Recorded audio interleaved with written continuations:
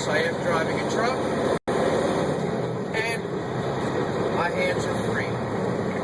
I'm doing this right now because I usually make my best rants while I'm driving. I want to talk a little bit about Obamacare, the Obama tax. Yeah, hey, lots of people are talking, saying, well, we got to have Romney.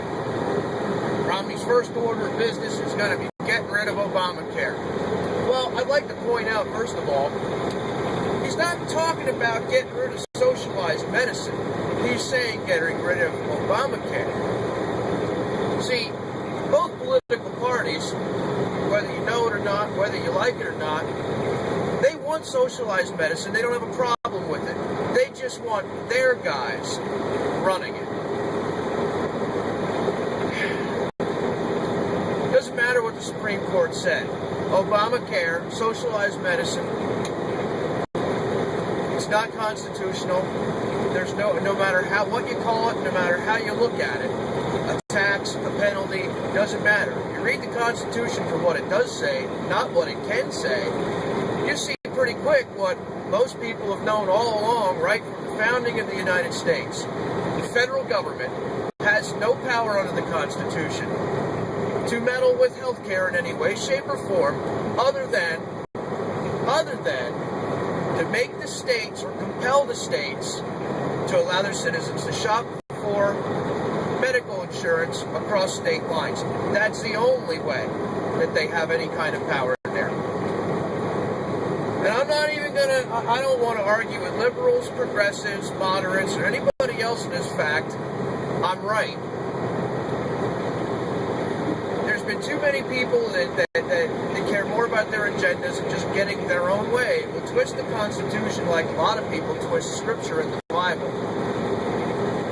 The Constitution says what it says. The government has no power. The states they can try it if they want, but the federal government has no power to do that.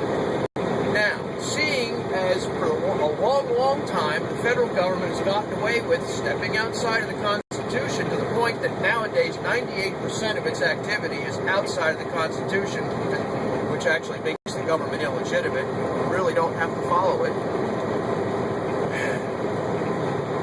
Your states can stand up. The Supreme Court wasn't the last battle. Romney and putting a bunch of Republicans in office, they're not the last hope. Your last hope is your states. Your revolution lies in your states. The federal government doesn't have the authority. They don't have the authority to tell the states to do anything, and I don't want to hear any crap about some supremacy clause, because, again, that's one more thing that doesn't mean what liberals and progressives and whatnot say it means. Think about it. When the original 13 colonies have signed on and ratified the Constitution, if they knew that the federal government was going to come in, nullify their laws, which was a big argument, Patrick Henry tried to warn us about this, nullify their laws, overturn their court rulings, no, they never would have signed on. Those were some of the arguments that held up the Constitution's ratification. Your states can stand up. If your states weren't on the gravy train and weren't in on a scam with the federal government where they run a deficit and then run and borrow money, your tax money, to pay their deficits, weren't taking handouts from the federal government, they could stand up. But they're afraid of getting their highway funding cut off. Highway funding that you've already been taxed for numerous times. Nobody ever asks where the money went. Believe me, with all the money you've been paying for highways, highway bills, fuel taxes, and all that, your roads can be paved with gold by now. But because the states are on this gravy train, they won't stand up. They lay down, they let the federal government trample all over them. It doesn't have to be this way. Your state has options if they would just stand up and be states. Your states can nullify Obamacare. your states can pass legislation forbidding Obamacare to be enforced or enacted. They can pass such legislation in a way that it says that anybody that comes within your state's borders attempting to enforce Obamacare can be arrested and imprisoned.